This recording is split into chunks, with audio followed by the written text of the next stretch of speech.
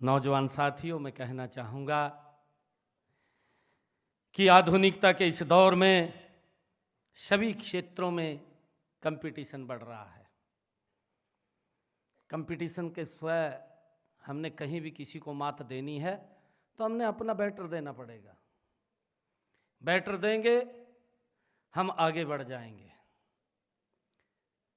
मुझे ध्यान में आ रहा है इन्हीं 10 वर्षों के अंदर हमारे हरियाणा के अंदर किस प्रकार की स्थितियां थी। हरियाणा के अंदर अगर नौकरी भी लेनी होती थी तो नौकरी लेने के लिए भी माँ बाप को किसी विधायक, किसी मंत्री, किसी मुख्यमंत्री के चक्कर काटने पड़ते थे।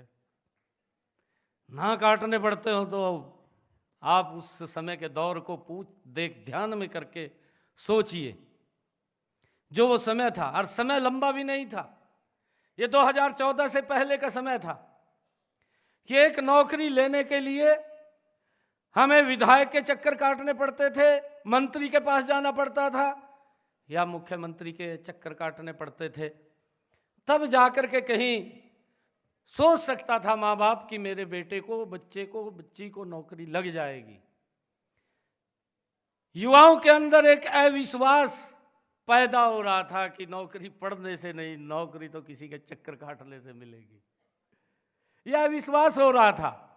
परंतु उस अविश्वास को पिछले 10 वर्षों में हमने एक मिशन मोड के अंदर काम किया और युवाओं के अंदर एक बड़ा विश्वास पैदा करने का काम किया।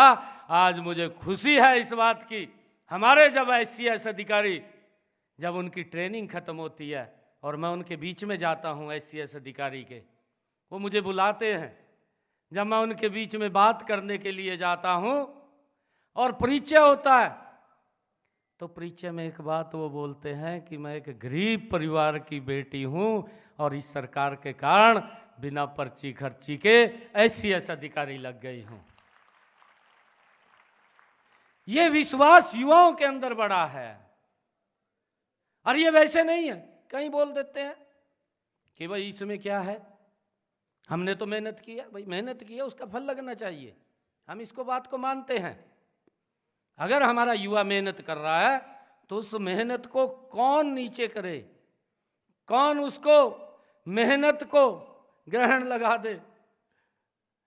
बच्चे की मेहनत को फल लगना चाहिए, उसका विश्वास बढ़ना चाहिए और विश्वास इन 10 वर्षों के अंदर बढ़ा है।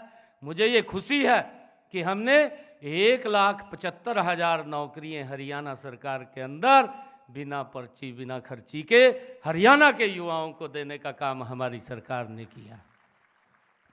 और हमने ये भी संकल्प लिया है आगे आने वाले समय के अंदर हमारी सरकार 2 लाख और नई नौकरियां बिना पर्ची खर्ची के हरियाणा के अंदर देने का काम हमारी सरकार करेगी।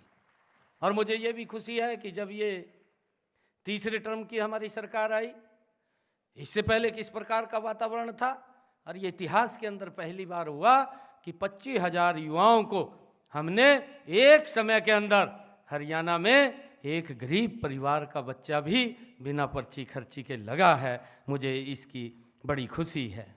इसलिए मैं आपको मानसिक, शारीरिक तौर एवं नैतिक रूप से हमारा जो ध्येय है आप सबको मजबूत बनाना है। मैं आज उपाधि प्राप्त करने वाले और वर्तमान में शिक्षा ग्रहण कर रहे सब युवाओं के उज्जवल भविष्य की मैं कामना करता हूं।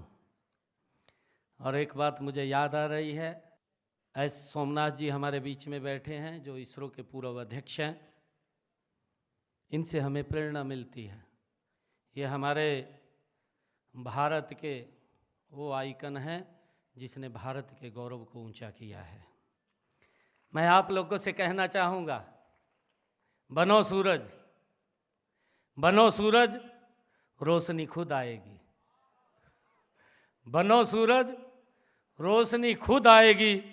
करो मेहनत, कामयाबी अपना सर झुका करके आएगी। आप सबका बहुत बहुत धन्यवाद।